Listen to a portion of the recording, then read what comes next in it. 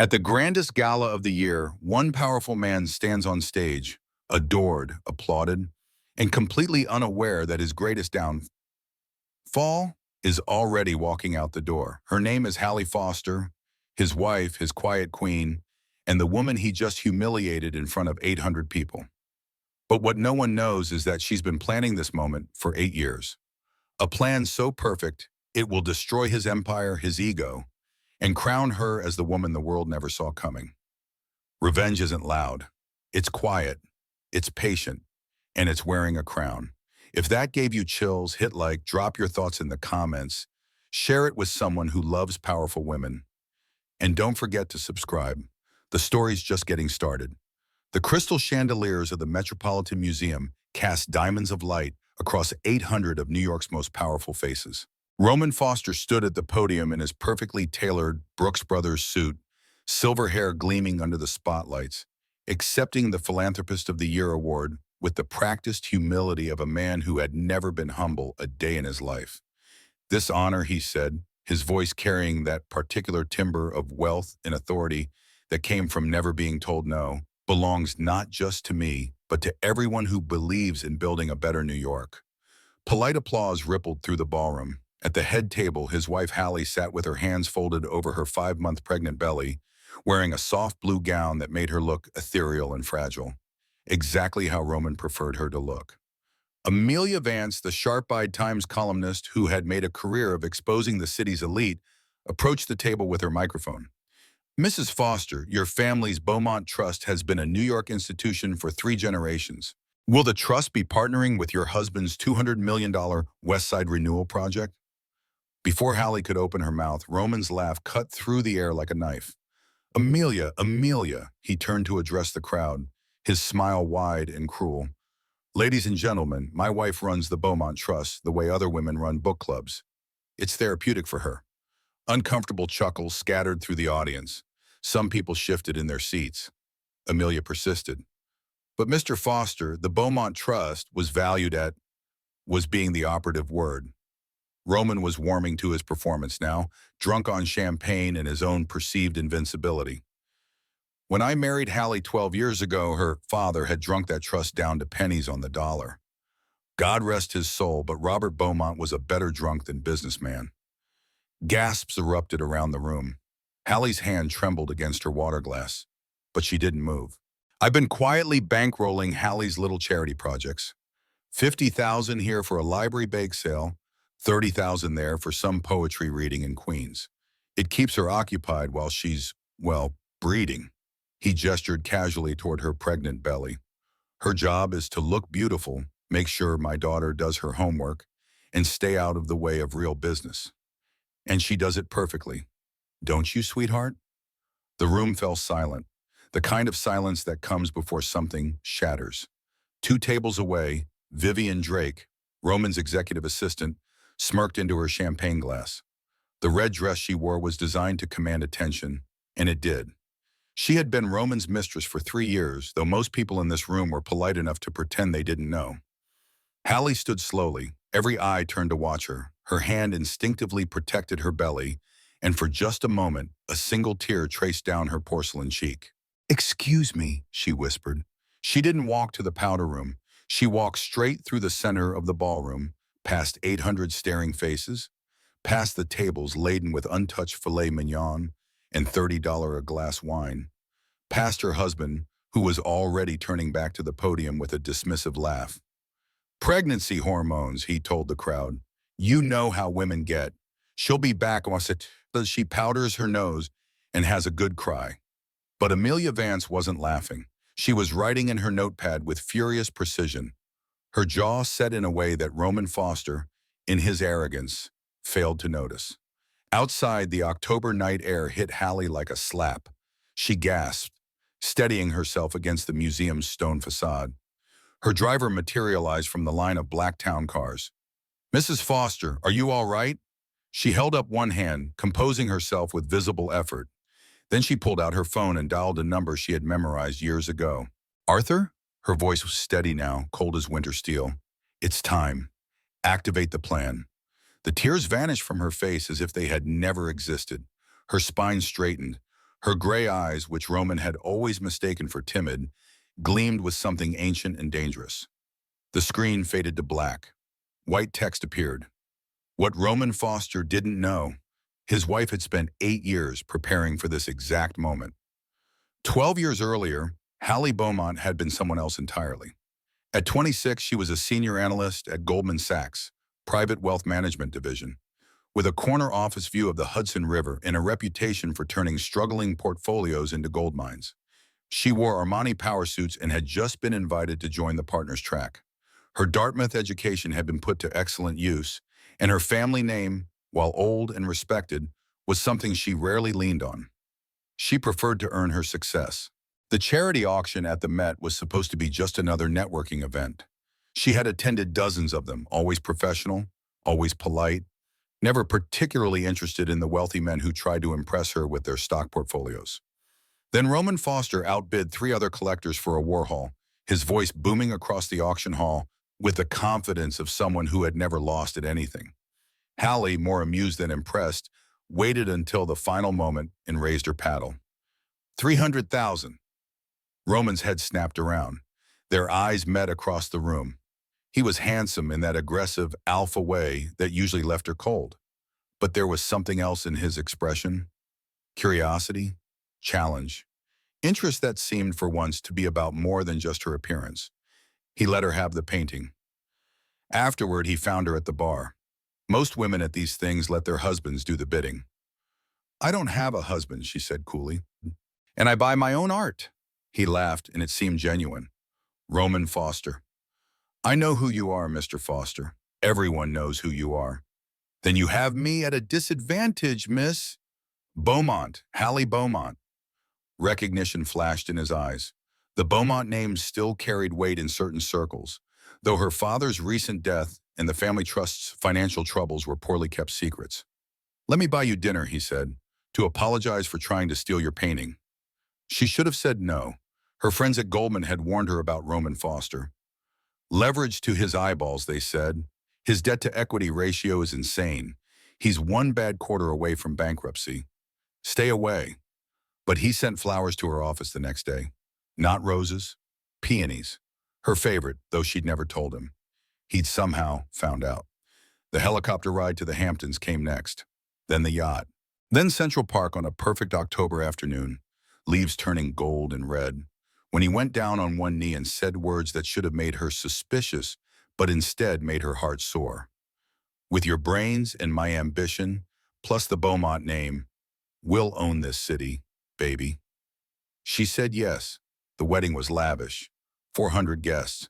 Her father's best friend, Arthur Kensington, then 67 and chairman of the Metropolitan Legacy Fund, pulled her aside before she walked down the aisle. "Are you sure about this, Hallie? Your father had concerns about Roman's business practices." "I love him, Arthur. He's not like the men in my family. He builds things. He has vision." Arthur's expression was troubled, but he kissed her forehead. "Then I wish you every happiness, my dear." The first year was a slow erosion of self, so gradual she barely noticed. Roman suggested she take a leave from Goldman. "Just temporarily," he said. "Just until they settled into married life." "I need you to run our life like a business, Hallie. I have the houses, the staff, the social calendar. That's a full-time job for someone with your skills." She hesitated. She'd worked so hard to build her career. "Besides," he added, his voice dropping to that intimate tone that still made her stomach flutter, "we don't need your income. Let me take care of you." She took the leave. It became permanent. In year 2, she got pregnant with Sophie. The hormones made her emotional, weepy. Roman grew impatient with her moods. "You're being paranoid," he'd say when she questioned him about late nights at the office. "This is what pregnancy does to women. My mother went crazy when she was pregnant with me." She found the text from an intern named Brittany 3 days before Sophie was born. When she confronted him, he convinced her she was imagining things. The pregnancy had made her irrational. He loved her. Only her. She wanted desperately to believe him. Sophie's birth should have brought them closer. Instead, it created a chasm. Roman disappeared into his work, traveling 200 days a year. When he was home, he criticized everything. The way Hallie dressed, how she spent money, her postpartum weight. Year 3, she tried to return to consulting work, part-time, just to feel like herself again. Roman's explosion was volcanic. Our daughter needs her mother, not some career-obsessed shrew. Do you want Sophie raised by nannies? Is that what kind of mother you want to be? The guilt was crushing. She stayed home. That was when she found evidence of the second affair. A model in Miami, hotel receipts, photos on social media. This time when she confronted him, he didn't bother lying. Fine, you want a divorce? Try it. You signed a prenup, Hallie. You get nothing. And I will bury you in custody court. He showed her a file his lawyers had prepared. Given your family history of mental instability, no judge will give you full custody. Your father was an alcoholic who killed himself. I'll argue depression and suicide risk run in your family. The words hit like physical blows. Best case, you get 50-50 custody. Worst case, I get Sophie and you get supervised visitation. So go ahead, file, see what happens. She didn't file. She had no income, no recent work experience, no leverage. Her therapist, Dr. Ellen Rivers, gave her the clinical term: financial abuse, economic coercion, intimate partner control. It didn't matter what you called it. She was trapped. That was when something inside Hallie Beaumont Foster died. Or perhaps it was when something else was born. She stopped trying to leave. She started planning. Year 4 of the marriage marked the beginning of Hallie's transformation, though no one, least of all Roman, noticed. She enrolled in online courses, advanced corporate finance through Columbia, forensic accounting through NYU, corporate law fundamentals from Cornell. When Roman asked about her laptop, she told him it was for book club discussions and yoga class scheduling. He never asked to see the screen. She began attending charity board meetings, small ones, unglamorous ones. The Bronx Public Library Foundation, the Queens Women's Shelter Alliance, the Brooklyn Community Gardens Collective. Let her play charity lady, Roman told his business partners over scotch in his study. Keeps her out of my hair, gives her something to feel important about. What Roman didn't see was that Hallie wasn't playing. She was learning the real language of power in New York City. Not the loud, performative power that men like Roman wielded in boardrooms and on cable news. The quiet power, the kind that came from knowing everyone's secrets, from being underestimated, from connecting the right people at the right time. The Beaumont Trust had been in shambles when her father died. $12 million in assets, poorly managed, bleeding money to outdated investments, and bloated administrative costs. Roman had glanced at the books once, declared it pocket change and lost causes, and told her to let his accountants handle the charity write-offs for tax purposes. He never looked at it again. Hallie did. Every single day, she fired the old guard her father had employed, hired young, hungry analysts who owed her loyalty instead of nostalgia. She restructured the entire portfolio. The investments were surgical and strategic. $500,000 into a Brooklyn biotech startup that was developing cancer screening technology. It seemed like nothing. Roman wouldn't have noticed if she'd told him, which she didn't. 3 years later, that company was acquired by Johnson & Johnson for $80 million. The Beaumont Trust stake was worth $8 million. She invested in distressed real estate in Queens and the Bronx, neighborhoods that Roman dismissed as never going to gentrify. Within 5 years, every property had tripled in value. Green energy companies, women-owned businesses, tech startups run by founders who'd been rejected by traditional venture capital because they didn't fit the profile, didn't go to the right schools, didn't know the right people. Hallie knew the right people now. She was becoming the right people. By year 6, the Beaumont Trust was worth $80 million. Roman still thought it was barely solvent. By year 8, it was worth $240 million. She kept the growth quiet. The investments were structured through shell LLCs and offshore holdings, the same tactics she'd watched Roman use to hide his debt. The irony wasn't lost on her, but money alone wasn't enough. She needed allies. Arthur Kensington had been her father's best friend.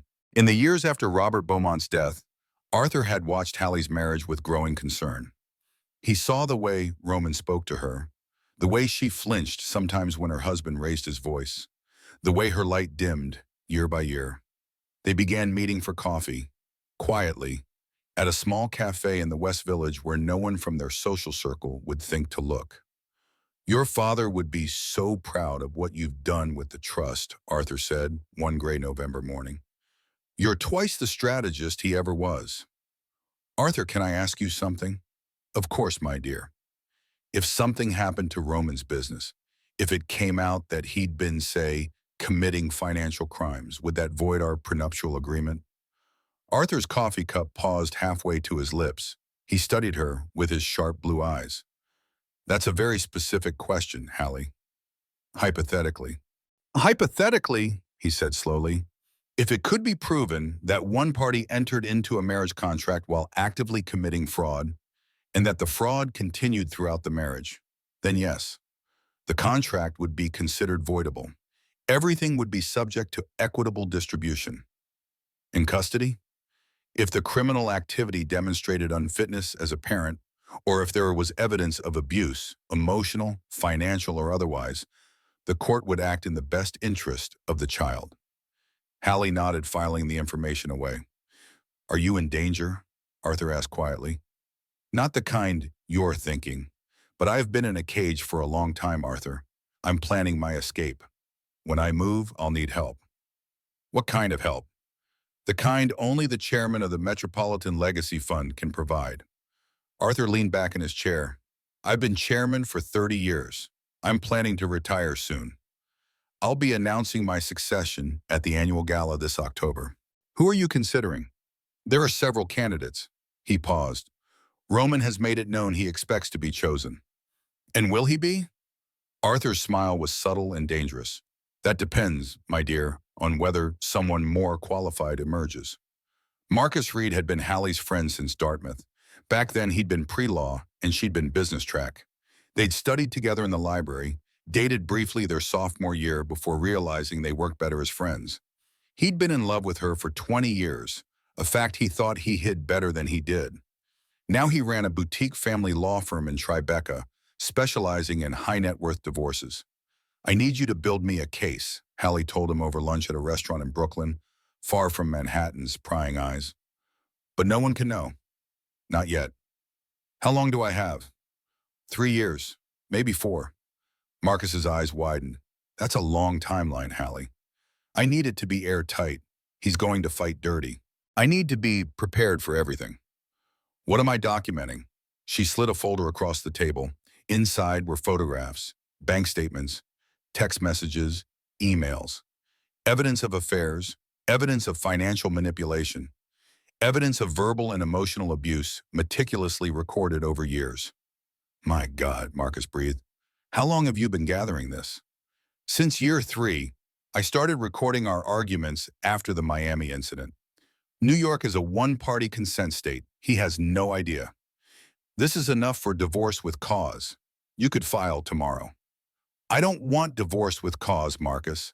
I want to destroy him so completely that he never threatens me or my daughter again. I want him in prison. I want his company dissolved. I want him to lose everything the way he's made me lose everything.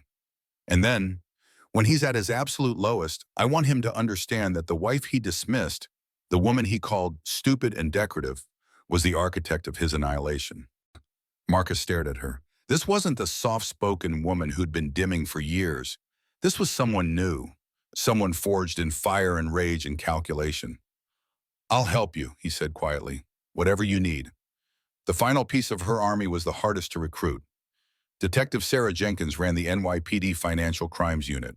She was 40 years old, a 20-year veteran, and had been investigating Foster Holdings for 18 months. White-collar crime was notoriously difficult to prosecute. Rich men had good lawyers, paper trails could be burned, witnesses could be bought. She needed someone on the inside. The anonymous tip came through a secure server. Financial documents, wire transfer records, shell company structures, evidence of securities fraud, tax evasion, bribery of city officials, everything meticulously documented. The return address was a library in Queens. Jenkins traced the IP address to a public computer. She reviewed the security footage. A woman in sunglasses and a headscarf, impossible to identify. 3 days later, her phone rang. Unknown number. Detective Jenkins, my name isn't important. What's important is that Roman Foster is committing multiple federal crimes, and I can give you everything you need to prosecute him, but I need something in exchange. I don't make deals with anonymous tipsters. You will with me, because I'm his wife." The silence on the line stretched out. "Keep talking," Jenkins said. They met in person once, a parking garage in the Bronx. Hallie wore the sunglasses and headscarf again. Jenkins wore her off-duty clothes. "Why are you doing this?" Jenkins asked. "Because he's a criminal, and he deserves to be in prison, and because I need leverage." "What kind of leverage?" "The kind that ensures I never have to be afraid of him again. If you testify, he'll know you betrayed him. I'm not going to testify. You're going to get everything you need without me. I'm just pointing you in the right direction. And when you arrest him, it's going to happen at the moment of his greatest triumph. That's non-negotiable." "Why does the timing matter?" Hallie's smile was cold. "Because I want him to understand what it feels like to have everything ripped away when you least expect it. I want him to feel what I felt." Jenkins studied her. "You're either very brave or very damaged." "I'm both, Detective. We all are. The question is what we do about it." By year 8, all the pieces were in place. The trust was worth $240 million. Arthur was ready to retire and name his successor. Marcus had a divorce case that would make legal history. Detective Jenkins had a warrant ready to execute, pending one final piece of evidence, a confession on tape. The only question was when to strike. Then Hallie discovered she was pregnant again. She sat in the bathroom of her apartment, staring at the positive test, tears streaming down her face. Not tears of joy, tears of rage and despair and resignation. She was 38 years old. She didn't want another child with Roman. She wanted her freedom. But she was also 38, and this might be her last chance at another baby. A sibling for Sophie, a daughter to raise without fear, without walking on eggshells, without teaching her that love meant accepting cruelty. She made her decision. When she told Roman, his face twisted with irritation. "Are you kidding me? Hallie, I'm 45 years old. I don't want to start over with diapers." "I'm keeping it." "Fine, but after this kid's born, you're getting your tubes tied. I'm done." 2 weeks before the gala, she overheard him on the phone with his lawyer. "Yeah, after I get the MLF chairmanship announced, file the divorce papers. I don't need her anymore. The Beaumont name opened doors, but I'm established now. She gets the minimum, $2 million in the Connecticut house. I keep everything else. And we crush her on custody." Mental instability angle. Her father was a drunk who killed himself. Depression runs in families. Hallie stood in the hallway, one hand on her pregnant belly, the other pressed against the wall to steady herself. She didn't cry.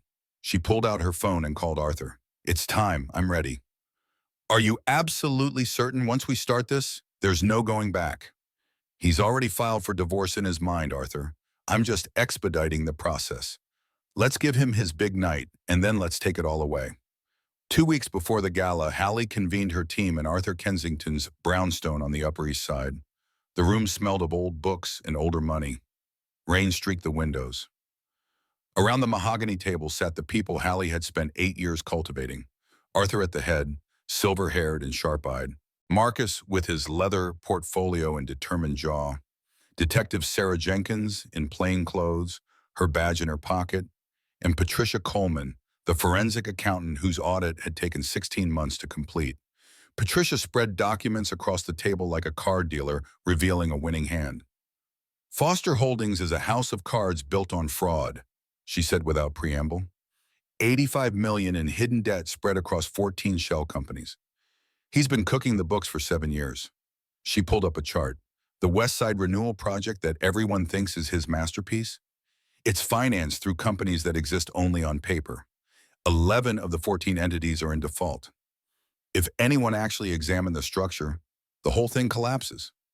Jenkins leaned forward. "We've got him on securities fraud, wire fraud, tax evasion, and bribery of city officials. That's federal jurisdiction. 20 years minimum if convicted on all counts."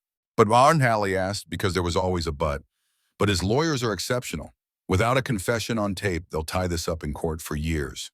They'll claim accounting errors, blame subordinates, argue selective prosecution. We need him to incriminate himself directly." Marcus tapped his pen against his legal pad. The prenup is ironclad under normal circumstances. But if we prove he committed fraud during the marriage, specifically fraud that affected marital assets, the entire contract becomes voidable. Everything becomes subject to equitable distribution. What about Sophie? Hallie's voice was steady, but her hands trembled slightly. If we go nuclear, what happens to custody? We file for emergency custody based on his affairs, his neglect, his verbal abuse, and his imminent arrest. We have recordings of him threatening you. We have testimony from Sophie's teachers about his absences. We have a pattern of behavior that demonstrates unfitness. Combined with pending federal charges, no judge will give him custody. Arthur cleared his throat. The MLF board has been considering Roman for chairman. He's been lobbying aggressively. The vote is next week. Everyone turned to look at him. What if we let him think he's won? Arthur continued. We nominate him, let him believe he's untouchable. And at the gala, when he expects to be crowned, we announce a different name. Whose? Hallie asked, though something in Arthur's expression told her she already knew the answer. Yours. The room fell silent except for the rain. Arthur, I can't. I'm not qualified. You've grown the Beaumont Trust by 2,000% in 8 years. You sit on 12 boards. You've funded 47 small businesses that have created 600 jobs. You've done more for this city quietly than Roman has done loudly in 20 years. You're more qualified than any candidate we've had in 30 years. Hallie's mind raced. If I'm MLF chair, I control $800 million in philanthropic funding, including approval authority over Roman's West Side Renewal Project, Arthur finished, which I can tell you right now will be denied. It's a disaster waiting to happen, built on fraud, designed to displace 2,000 low-income families. The plan crystallized in Hallie's mind. So we let him think he's won. We buy up his debt, we get him to confess on tape, and at his moment of triumph, we arrest him, and I take the crown he thought was his. That's the idea, Arthur said quietly. But Hallie, this will be brutal. The press will eviscerate him. The scandal will be enormous. Are you prepared for that? Is Sophie? Hallie thought of her 9-year-old daughter, smart, perceptive Sophie, who flinched when her father raised his voice, who asked why Mommy cried in the bathroom, who deserved to grow up knowing that women didn't have to accept cruelty. Sophie already knows her father is cruel. I'd rather she learn that women can fight back. Then we have one problem, Jenkins said. We need him on tape confessing. He's too paranoid to talk openly. We need someone he trusts. Vivian Drake, Hallie said, his assistant, his mistress.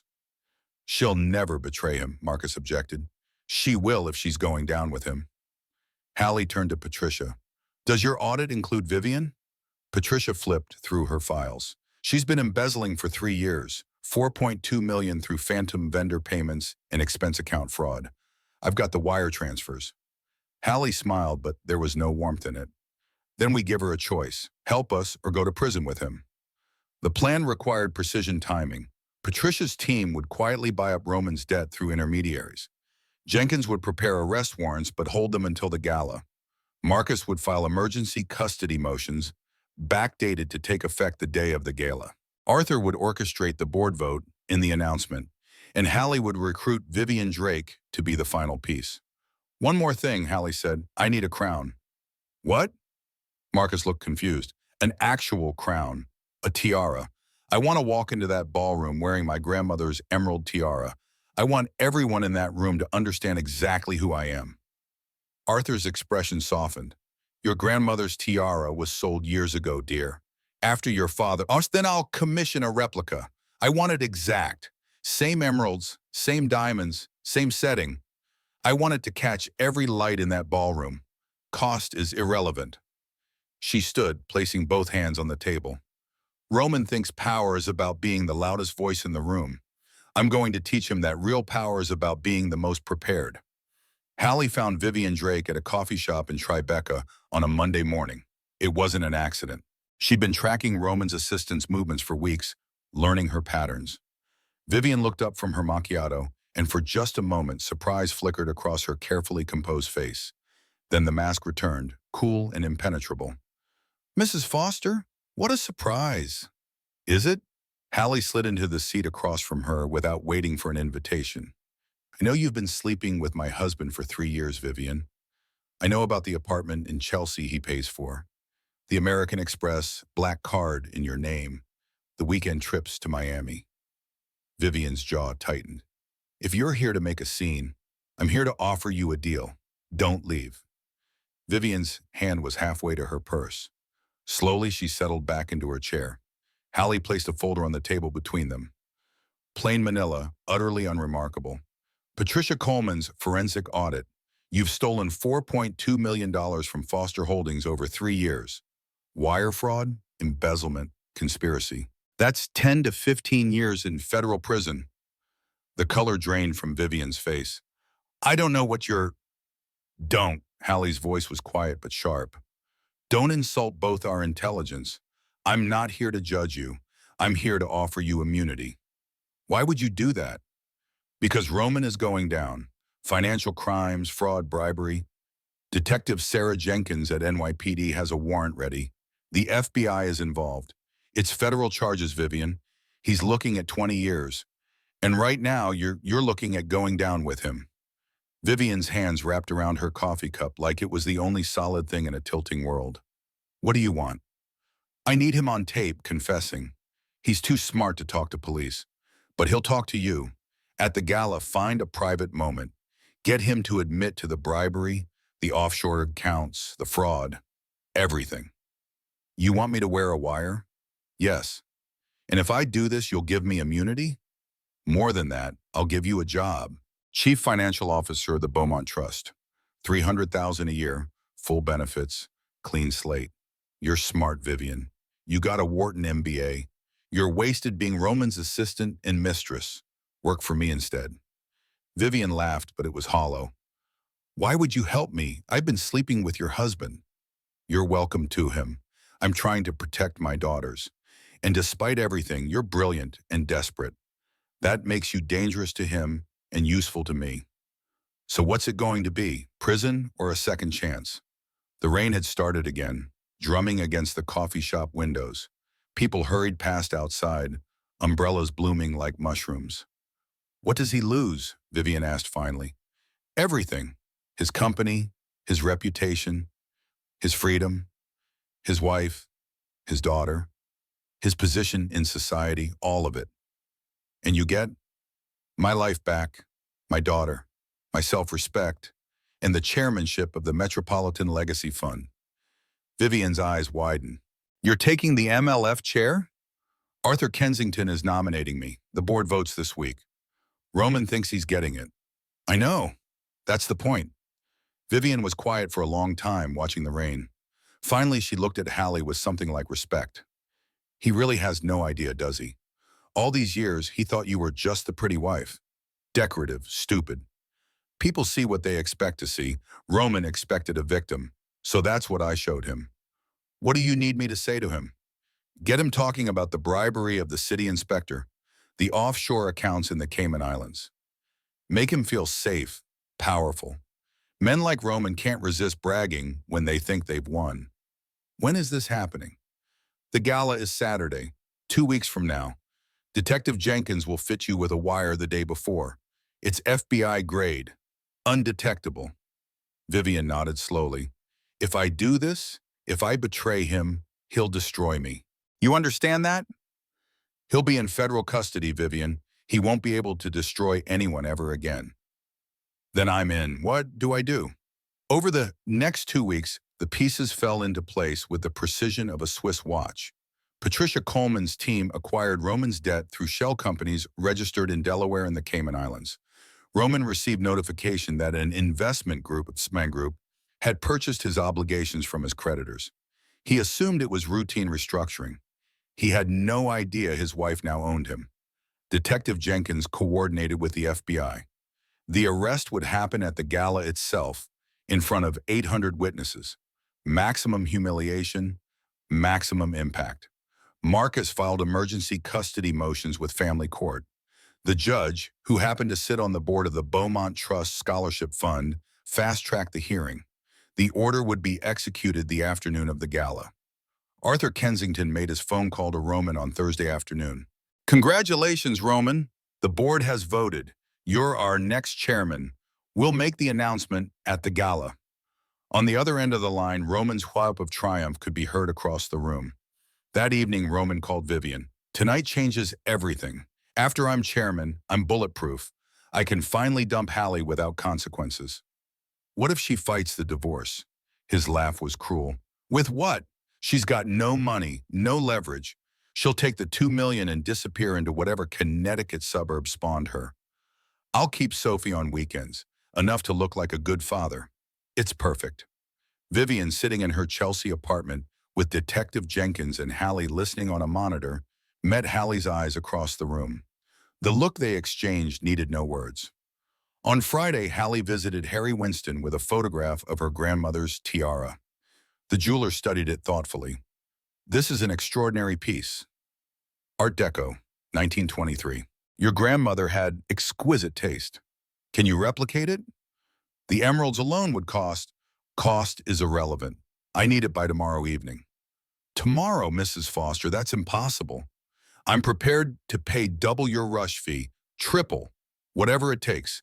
This tiara will be worn once for one evening to make a statement that will define the rest of my life. Name your price. The jeweler named his price. Hallie didn't flinch.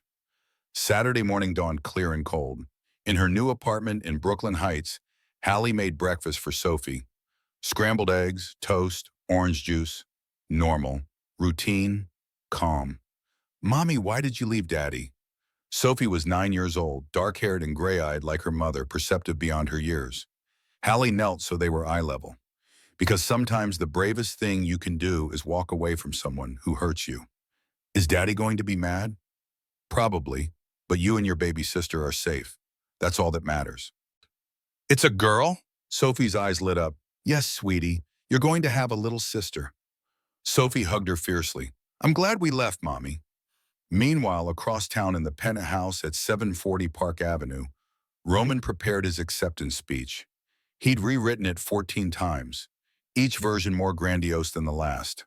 He stood before the mirror in his dressing room, rehearsing his delivery. When I started Foster Holdings 20 years ago, I had a vision, he called Vivian. Tonight, I become chairman of the most powerful philanthropic organization in New York. This is everything we've worked for. I'm proud of you, Vivian said, and managed not to choke on the lie. At 3 in the afternoon, Hallie began her transformation. Hair swept up in an elegant chignon, makeup subtle but flawless. The emerald green Oscar de la Renta gown fit like it had been painted on her body, the empire waist accommodating her 5-month pregnant belly, while somehow making her look powerful rather than vulnerable. And finally, the crown. The jeweler delivered it personally in an armed car. When Hallie placed it on her head, the emeralds caught the afternoon light and blazed like green fire. She looked at herself in the mirror. The woman looking back was not the trembling wife who'd walked out of the gala 2 weeks ago. This woman was a queen. Her phone buzzed. A text from Arthur. The board is ready. The announcement is at 9. Are you? She typed back. I've been ready for 8 years. The Metropolitan Museum of Art blazed with light, and town cars and limousines discharged their passengers onto the red carpet. Photographers shouted names. Reporters angled for quotes. 800 of New York's most powerful people entered the Grand Hall, and not one of them knew that the evening they thought was Roman Foster's coronation was actually going to be his execution. Roman arrived with Sophie at 7 sharp, working the red carpet like a politician. Mr. Foster, congratulations on your chairmanship. Where's your wife? Is it true you're divorcing?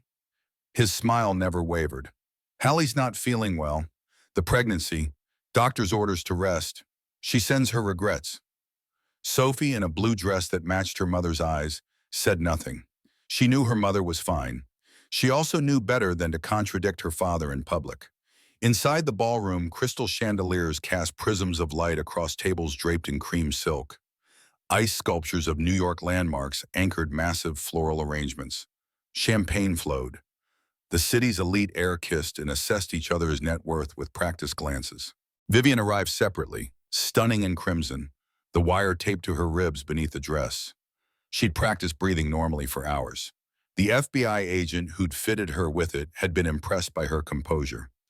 Just remember, Detective Jenkins had told her, we need him to admit to specific crimes, bribery, tax evasion, fraud. Get him to name names and dollar amounts if you can.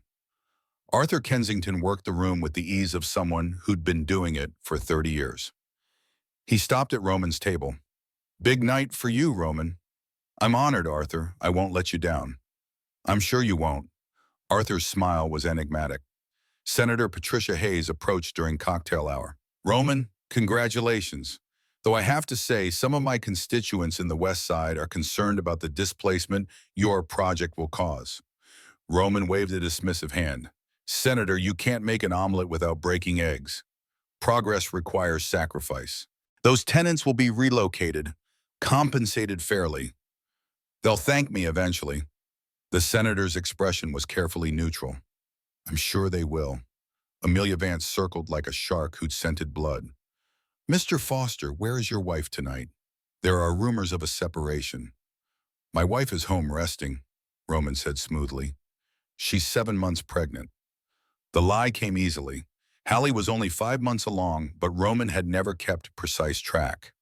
Doctor's orders, she's devastated to miss tonight. I'm sure she is, Amelia murmured, making notes. At 8 o'clock, Vivian caught Roman's eye across the ballroom, a slight tilt of her head toward the exit. He excused himself from a conversation with the mayor and followed her into a private hallway outside the main ballroom. The hallway was quieter, intimate. Vivian made sure they were alone. Roman, we need to talk. Not here, this is my night. It's about the development project. The city inspector called me this afternoon. Roman's expression darkened. Gerald Morrison, what did he want? He's asking about the permits, says there are irregularities in the paperwork. That's impossible. I paid him $250,000 to approve those permits. Cash, untraceable. The wire caught every word. What if Hallie's lawyers find out? What if Hallie doesn't have lawyers, Roman snapped. And even if she did, the money trail is clean. Offshore accounts, Cayman Islands, shell companies within shell companies. I learned from the best money launderers in the business. But what about the fraud charges? If they investigate, they won't because Hallie is stupid. She's a decorative object. She can't even balance a checkbook. The Beaumont Trust? I've been funding that joke for years out of my own pocket so she feels useful. Tonight I become chairman of the MLF, and in 2 weeks I file for divorce. She gets her $2 million, I get my freedom, and you and I can finally stop hiding. We can be together openly. Vivian made herself smile.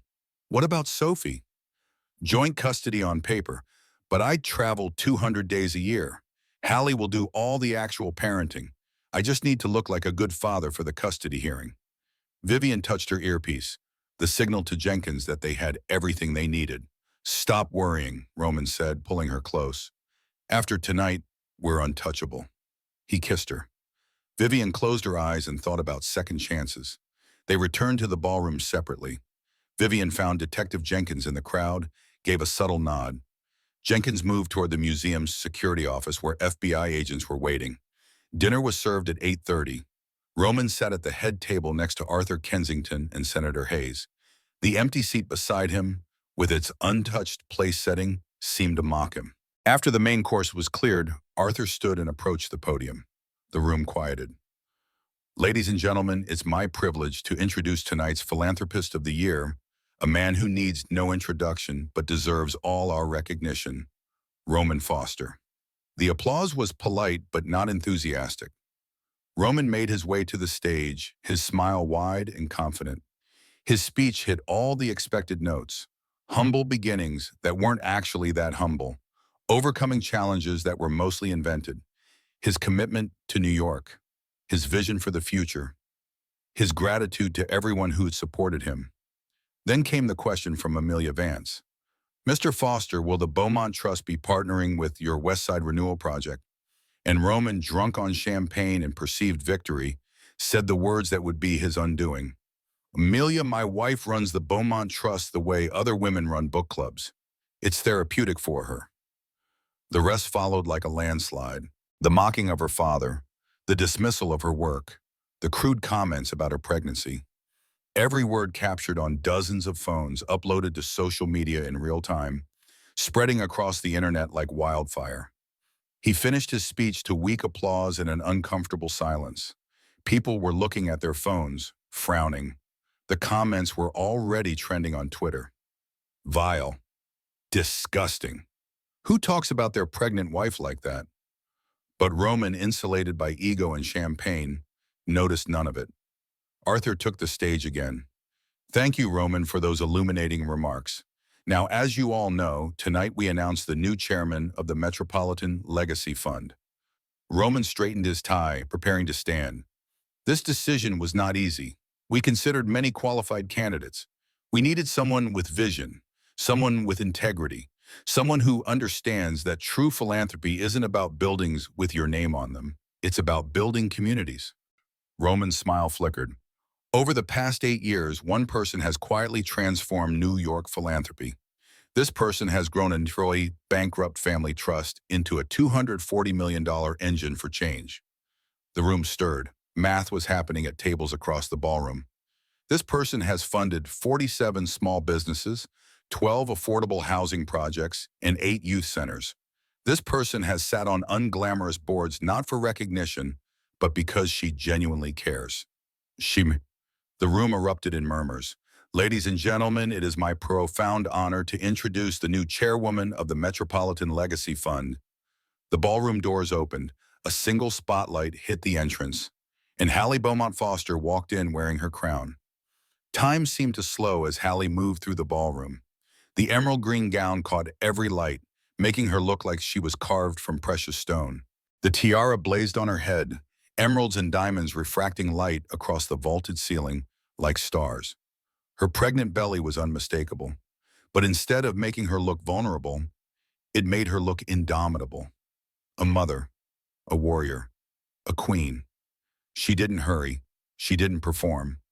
She simply walked, each step measured and deliberate, past 800 stunned faces, past Vivian Drake, who gave her the slightest nod of acknowledgement, past Senator Hayes, whose face had transformed into grudging respect, past the table of tech CEOs who had dismissed her at countless dinners, past Marcus Reed, whose eyes shone with something that might have been love or pride or both, past Amelia Vance, who was filming every second on her phone, already mentally writing the article that would define her career, and finally past Roman's table. She didn't look at him, he was beneath her notice, a footnote in a story that had always been about her. The room erupted in applause. Not polite, society applause. Real, genuine, standing ovation applause. People were cheering. Roman sat frozen, still not quite understanding what was happening. His face had gone the color of old newspaper. Hallie reached the stage. Arthur took her hand, helped her up the stairs, with careful courtesy for her condition. He placed the MLF chairman's gavel in her hand. The weight of it was perfect. She took the podium and adjusted the microphone. The applause slowly died as people retook their seats. Thank you, Arthur. Thank you all. Her voice was clear and strong, amplified across the ballroom. Not the whisper Roman was used to. This was the voice of someone who had found her power. I know this is a surprise. It certainly surprised my husband. Nervous laughter rippled through the crowd. 2 hours ago, at this very podium, Roman Foster called the Beaumont Trust a hobby.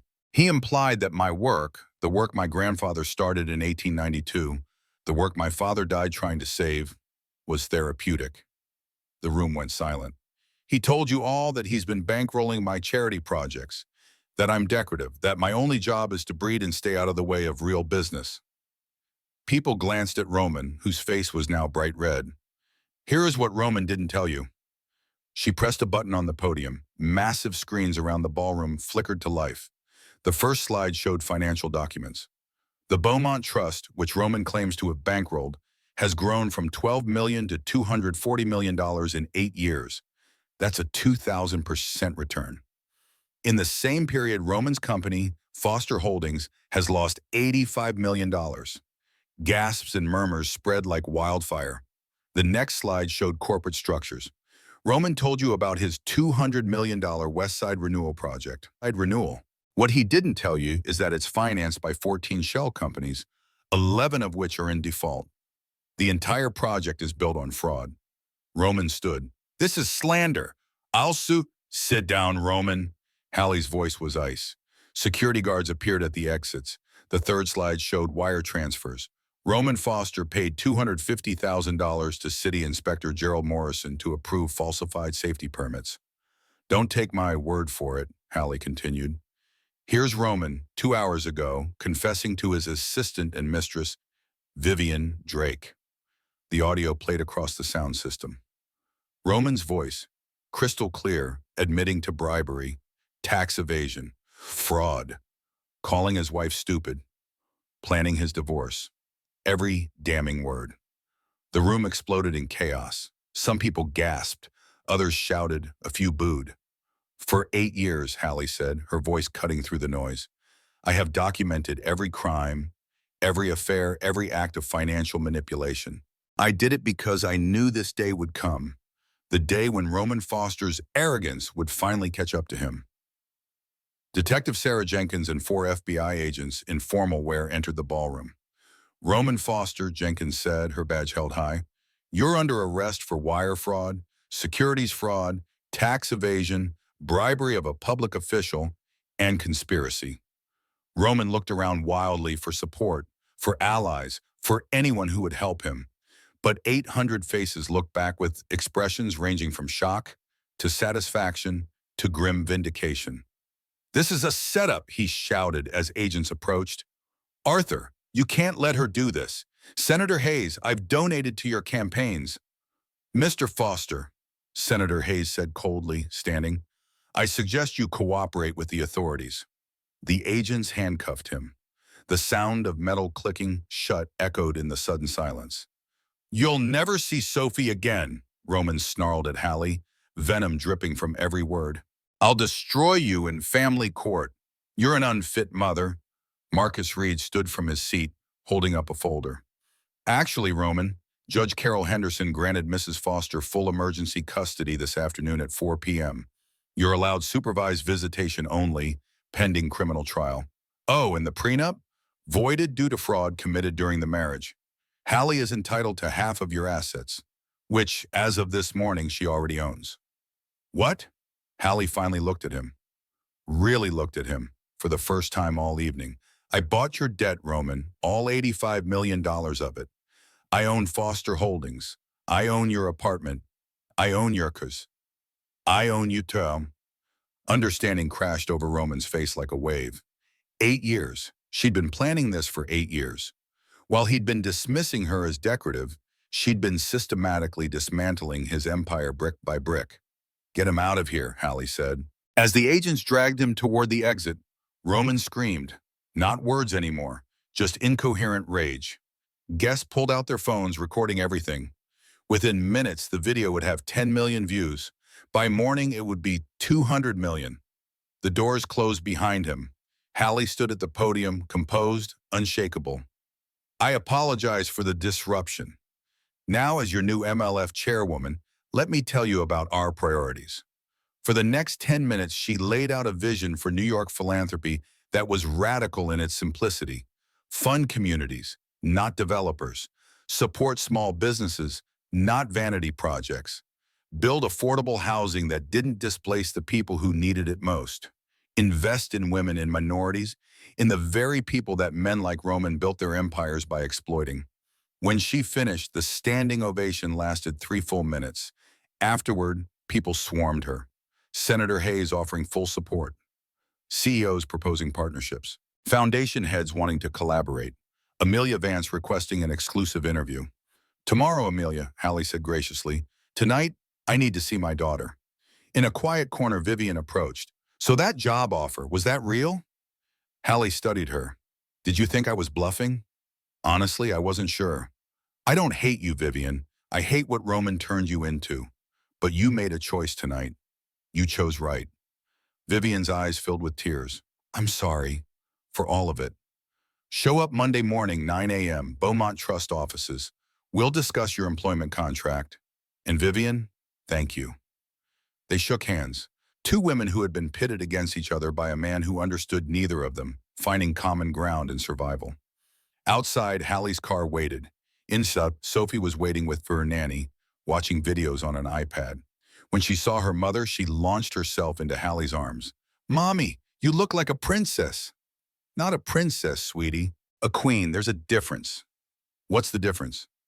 "A princess waits to be rescued. A queen saves herself." They drove home to Brooklyn Heights, to the brownstone Hallie had bought with her own money, to the life she had built independent of Roman Foster. The tiara sat in a box on the seat beside her. She would never wear it again. But she would keep it as a reminder of the night she stopped being a victim and became something else entirely. A survivor, a strategist, a mother, a queen. The story broke before dawn. Amelia Vance's article in the Times was titled, "The Quiet Revolution: How Hallie Beaumont Brought Down New York's Most Arrogant Developer." It went viral within hours. By noon, it had been shared 2 million times. By evening, the Washington Post, LA Times, and Wall Street Journal all had their own versions. The video footage from the gala spawned 1,000 think pieces. The end of the boys' club. When women stopped playing nice. The new face of philanthropy. Feminist blogs dissected every moment. Business schools added the case to their curriculum. Hollywood producers started calling Hallie's lawyer to option the story. Roman's arrest photos showed a man who had aged 10 years in one night. Disheveled, handcuffed, his silver hair standing on end, being led into federal custody while reporters shouted questions he refused to answer. Foster Holdings' stock price collapsed. Trading was suspended after it dropped 80% in the first hour. Creditors moved to liquidate assets. Employees filed lawsuits. Business partners scrambled to distance themselves from the scandal. The West Side Renewal Project was canceled. The city revoked all permits. Federal investigators discovered that Roman had bribed not just one inspector, but 7 different city officials over 3 years.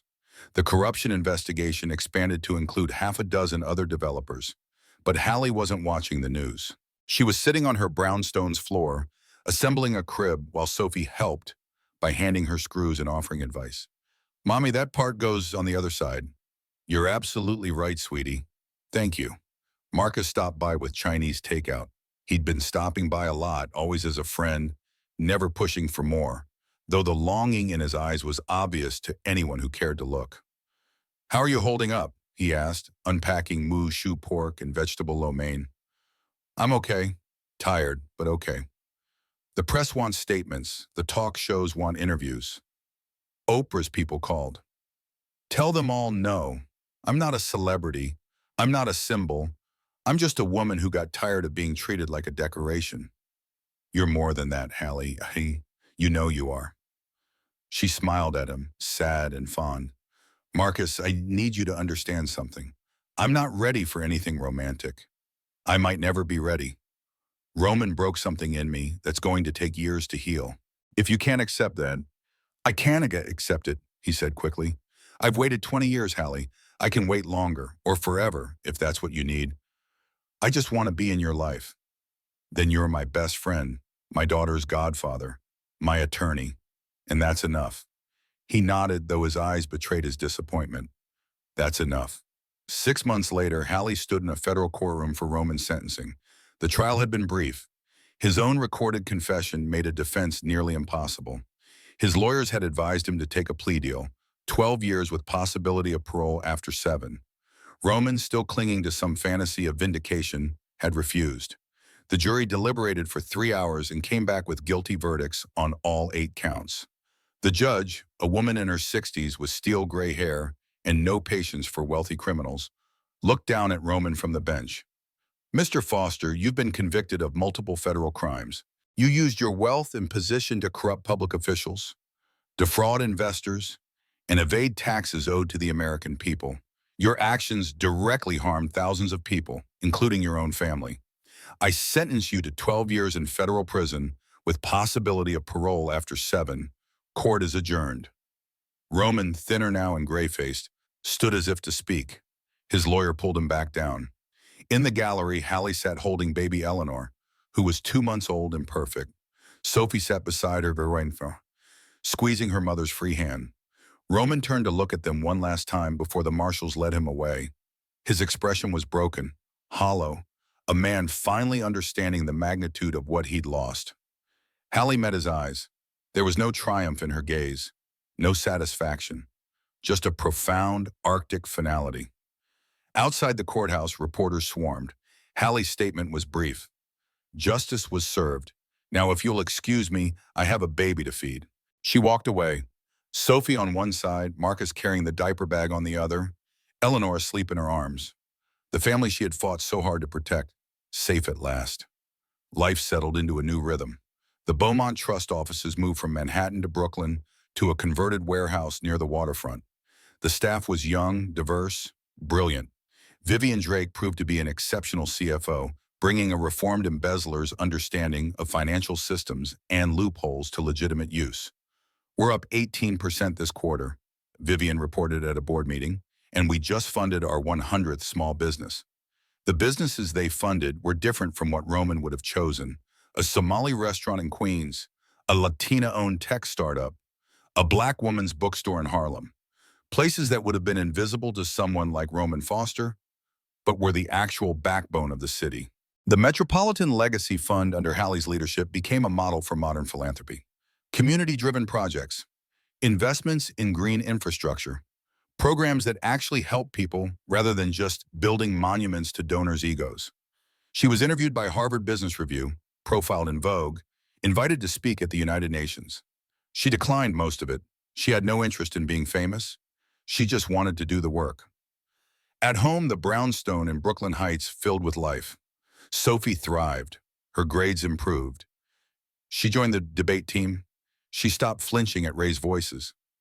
Eleanor grew into a happy, curious baby who grabbed at everything and laughed at her older sister's funny faces. Hallie's therapy sessions with Dr. Rivers continued weekly. Healing wasn't linear. There were bad days when the panic attacks came back, when she woke at 3 a.m. convinced she'd imagined her escape and would wake up still trapped. But those days grew less frequent. "You're not broken," Dr. Rivers told her one rainy Thursday. "You were broken. There's a difference. What you are now is healing." On the one-year anniversary of the gala, Hallie stood in Harlem at a ribbon-cutting ceremony. The sign read, "The Robert Beaumont Center for Youth Excellence." She held Eleanor on her hip while Sophie stood beside her, holding the oversized scissors. The community had turned out, hundreds of people, kids bouncing with excitement to see the new facility. Hallie's speech was short. "My father struggled with addiction. He made mistakes. He lost almost everything. But he taught me that legacy isn't what you leave behind when you succeed. It's what you leave behind when you fail. He left me a trust that was almost bankrupt, but he also left me the belief that we can always rebuild. This center is for every kid who comes from a broken home, who has a parent who struggles, who feels like they're starting from behind. You're not. You're starting exactly where you need to be." She cut the ribbon with Sophie's help. Kids poured into the bright, clean space filled with the computers and books and art supplies and hope. That evening on her rooftop garden, Hallie planted herbs with her daughters. The sun set over the Manhattan skyline, painting the building's golden rose. "Mom, do you think Daddy will ever come home?" Sophie asked. "Someday. Not for a long time, but yes." "Will you take him back?" Hallie knelt to Sophie's level. "No, sweetie, but I'll forgive him. There's a difference." "What's the difference?"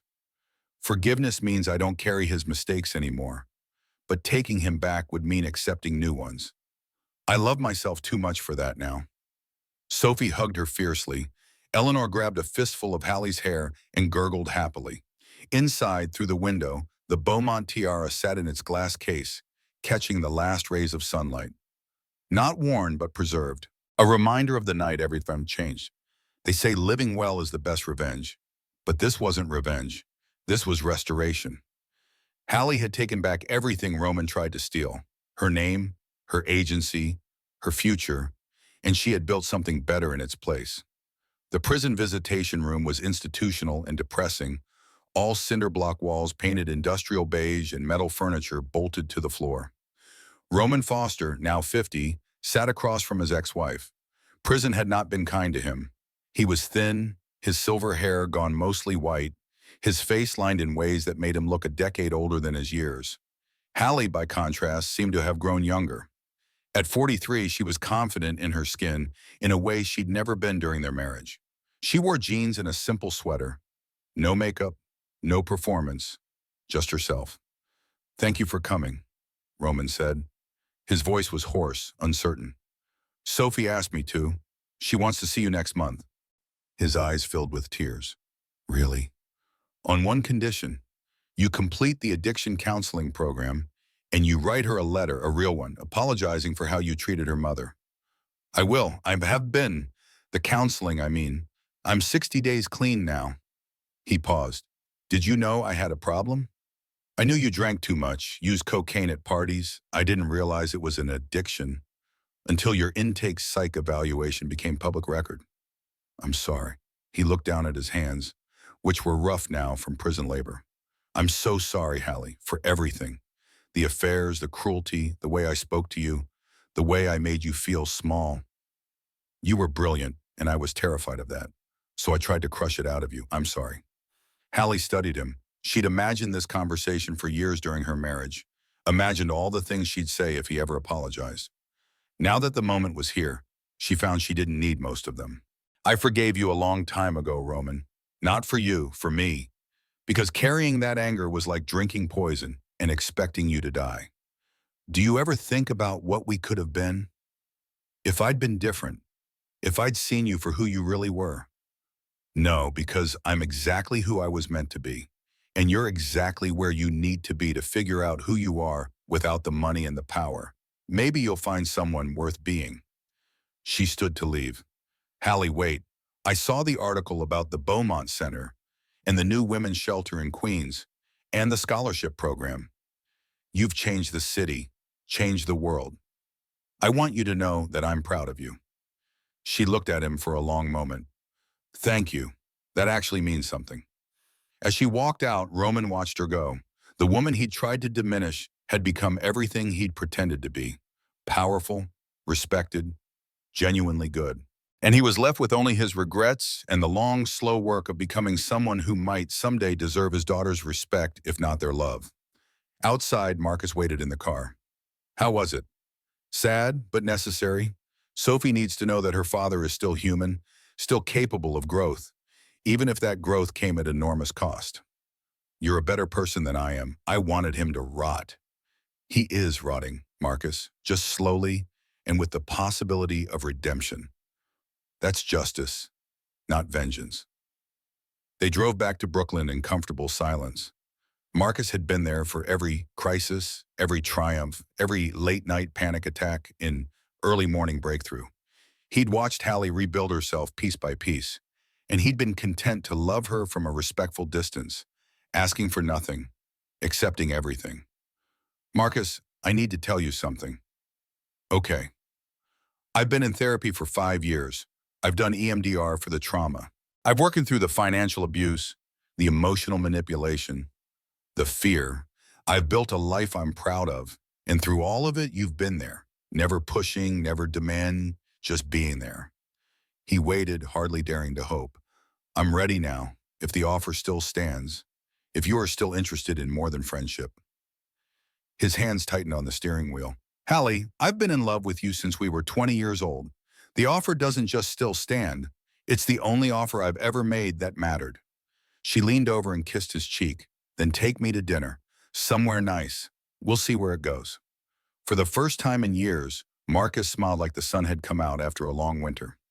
10 years after the gala, Hallie stood on stage at the Metropolitan Legacy Fund's annual event, a very different affair from the one that had ended her marriage.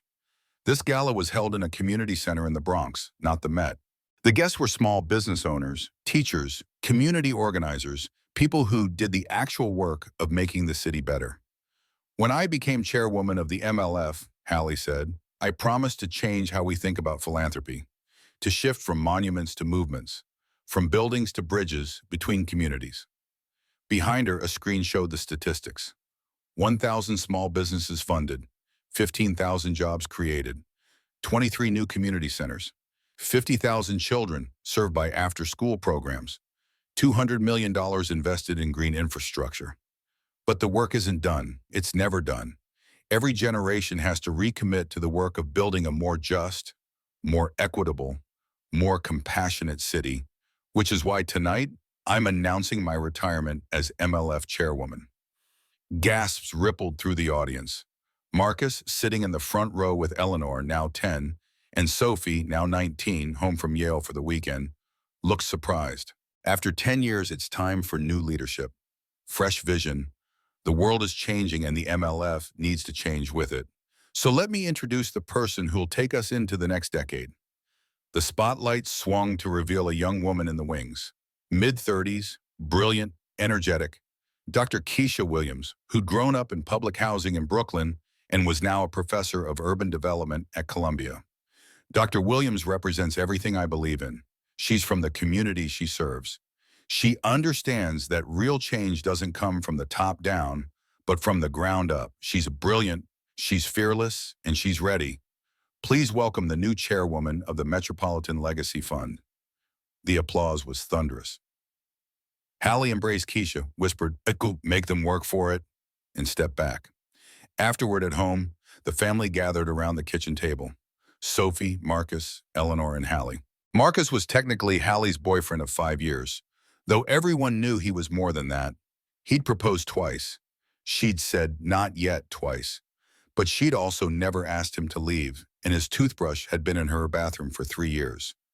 "Mom, why did you step down?" Eleanor asked.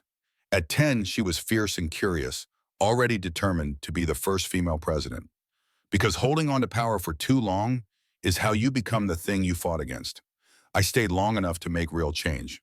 Now it's someone else's turn. But you could have done more. Maybe. But the question isn't always, can I do more? Sometimes it's, have I done enough to let someone else take the next step? Sophie, home from Yale, where she was studying constitutional law with an eye toward family advocacy, raised her glass of wine. To Mom, who taught us that power isn't about keeping it, it's about knowing when to give it away. They toasted. Outside, Brooklyn hummed with life. The city Hallie had helped reshape, one quiet investment at a time. Later, after the girls were asleep, Marcus found Hallie on the roof garden. The tiara sat on the table between them, pulled from its case for the first time in years. "Why did you bring that up?" Marcus asked. "Because I'm going to give it to Sophie when she graduates Yale, a reminder that sometimes you have to take the crown yourself, but eventually you have to decide what that crown means.